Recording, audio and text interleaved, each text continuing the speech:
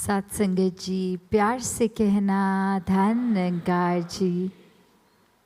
Barcelona में ये सत्संग ग्रुप और सभी ये जर्नी विद इन की बात कर रहे हैं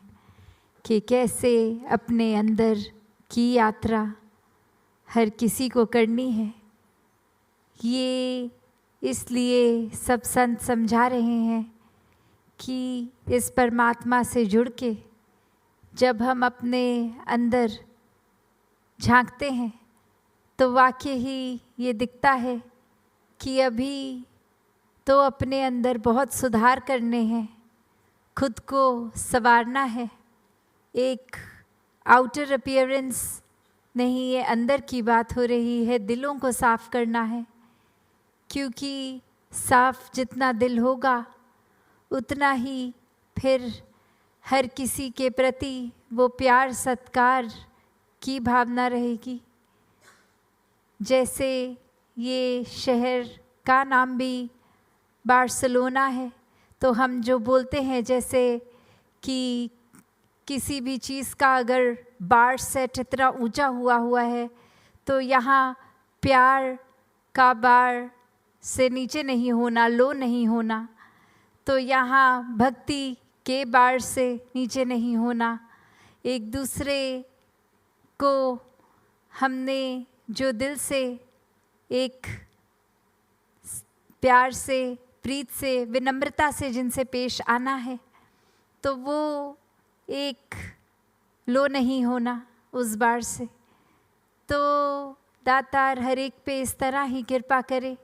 कि अक्सर दुनिया में कोई ना कोई सिचुएशंस आ जाती हैं जब अंदर से वो चाहे गुस्सा महसूस होता है, ये एंगर महसूस होता है, तो भी एक संत तो समझाते हैं कि चलो शरीर है, इंस्टिंक्ट्स हैं, कुछ हो गई, स्थिति आ गया, पर अब क्या करना है। ये एक इमोशन की तरह तो आया, पर अगर उसको उसी तरह एक रॉ तरीके से ही हमने आगे किसी तक पहुंचा दिया तो वो बात हो गई कि अंदर से खुद भी जले, दूसरे को भी जला दिया। पर इसी को अगर चैनलाइज करेंगे तो जिस तरह एक हम जब खाना बनाते हैं तो अगर हमें कुछ बनाना है उसको डायरेक्टली हम आग के ऊपर नहीं रखते, वो हम एक कोई पॉट रखते हैं, पहले उसमें गरम गरम वो चीज़ करने के लिए, उसको पकाने के लिए रखते हैं। डायरेक्ट आग में डालेंगे तो वो जल ही जाएगी। पर इसी आग का फ़ायदा, ये एक हीट का फ़ायदा लेते हुए बस एक फ़िल्टर रूप एक कोई मेटल रख दिया तो वो खाना भी अच्छे से पकेगा, गलेगा और वो पोषण भी रिटेन होंगे। तो यहाँ गुस्सा आना अगर किसी चीज़ पे, तो वो तो एज इट इज़ देखा जाए तो बुरा है, पर उस बुरे को कन्वर्ट संत समझाते हैं कि अच्छाई में किया जा सकता है। हर कोई चीज़ जो परमात्मा ने दी वो अब हम पे है कि कैसे उसको यूज़ करें, कैसे हम उसको उस तरह से आगे सामने रखें जो हमारे लिए भी सुखदायी हो, दूसरे के लिए भी सुखदायी हो। तो वही बात कि जिस तरह एक कहानी में भी सभी ने वो कहानी शायद सुनी होगी कि एक इंसान अपने बच्चे को समझाता है कि देखो, जब भी आप किसी का किसी भी तरह नुकसान करोगे तो ये हमारे घर में एक दरवाज़ा है, उस दरवाज़े पे एक कील ठोक देना। तो वो बच्चा जब भी इंटेंशनली कोई गलती करता और वो जानबूझकर एक किसी को दुख पहुंचाता तो घर आके एक कील लगा देता और फिर उसको धीरे धीरे ये बात समझ आती कि जितनी मेहनत मैं अब ये कील लगाने में कर रहा हूँ उससे अच्छा तो अपने अंदर से अपनी नीयत को ही बदल लूँ, वो इंटेंशनली मैं किसी को हार्म ना करूँ, सबसे एक अच्छे भाव से पेश आऊँ। तो जहाँ एक खुद को भी ऐसा करने में अच्छा लगेगा, वो मेहनत घर जाके वो नेल को हैमर करके दरवाजे तक लगाने की भी ये मेहनत बच जाएगी। और अब जब वो धीरे धीरे ये बात समझ जाता है कि हर एक के लिए, हर किसी के लिए बस कंफर्ट ही देना है, हर एक को एक हार्म नहीं करना, किसी को इंटेंशनली दुख नहीं पहुंचाना,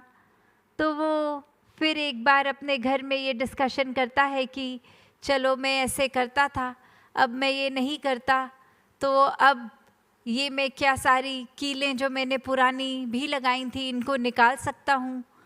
तो वहाँ यही पेरेंट्स समझाते हैं कि ठीक है निकाल दो, पर अब वो जैसे ही निकालता है वो डोर जिस तरह पहले इतना सुंदर था, फ्लॉलेस था, उसमें इतने सारे छेद हो गए हैं, वो अब देखने में इतना सुंदर नहीं रहा। तो फिर वो घर के बड़े उस बच्चे को समझाते हैं कि देखो ये अब मान लो किसी का दिल था तो आपने उसको अब चाहे और नहीं दुखा रहे, पर पहले जानबूझकर इतना तकलीफ़ दिया किसी को कि वो कब की चीज़ हो भी गई, पर उसका असर उनके ऊपर अभी भी है। और आजकल उसी तरह अगर हम देखें दुनिया में कितनी ये साइकोलॉजिस्ट भी बात करते हैं कि कैसे ये मन पे कोई ऐसा प्रभाव पड़ जाता है जो जीवन भर फिर टिकता है। तो कैसे एक संत शुरू से ही आज की दुनिया में भी पहले भी यही हर एक को समझाते हैं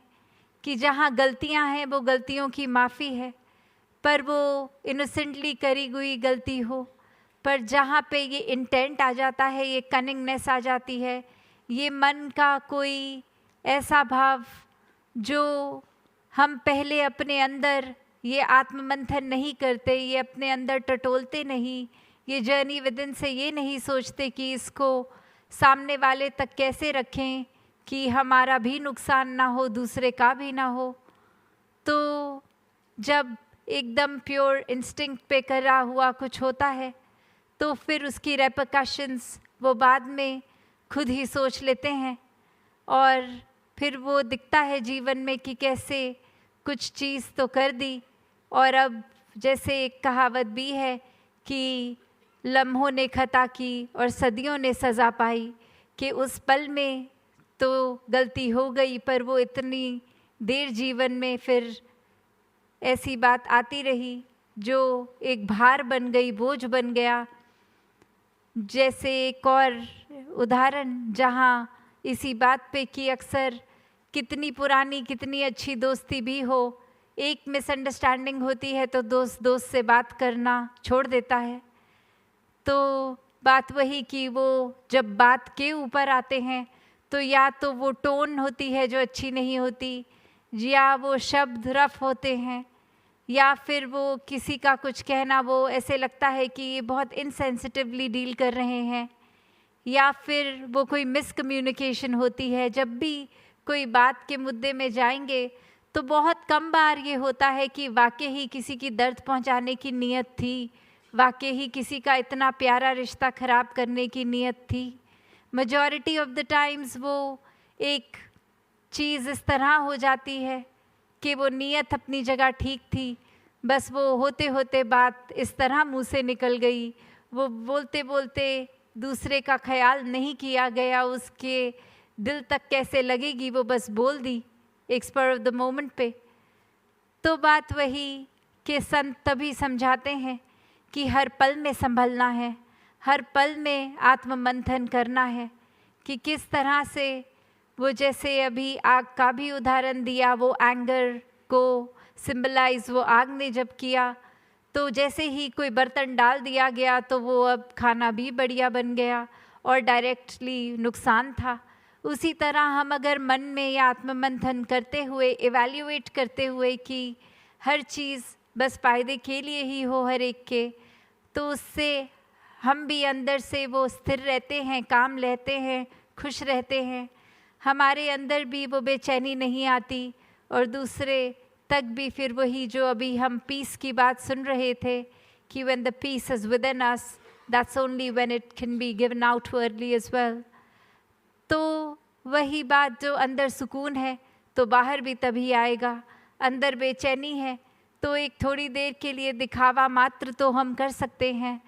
पर अंदर से तो हमारी, जैसे खाने में हमारा एक शब्द होता है, इस चीज़ की तहसीर कैसी है। अगर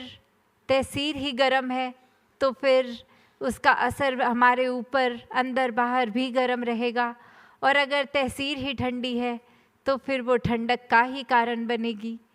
तो दातार कृपा करे हर किसी पे कि हर पल ये आत्म मंथन होता रहे,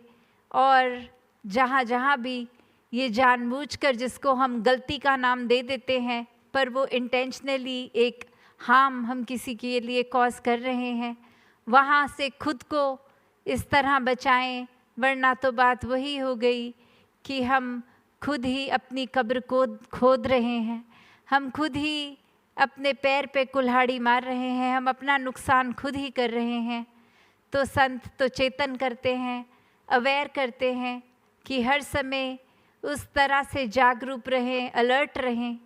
कि अपना भी नुकसान ना हो और किसी का भी ना हो। और ये करने का सबसे सरल तरीका कि जैसे एक 24 आवर्स के लिए अगर हम अपने शक्ल के आगे शीशा रख दें, एक आईना रख दें, तो हर पल में पता चल जाएगा कि कैसे दिख रहे हैं बाहर से। तो वैसे ही ये परमात्मा को देख के जीवन में ब्रह्म ज्ञान द्वारा इस निराकार से एकमिक जब हो जाएंगे, तो मन में भी एक वैसा ही आईना, निरंकार रूप, जो सामने वाले में भी हम खुद को देख लेंगे, तो फिर दूसरे को दर्द पहुंचाना एक संभव ही नहीं होगा।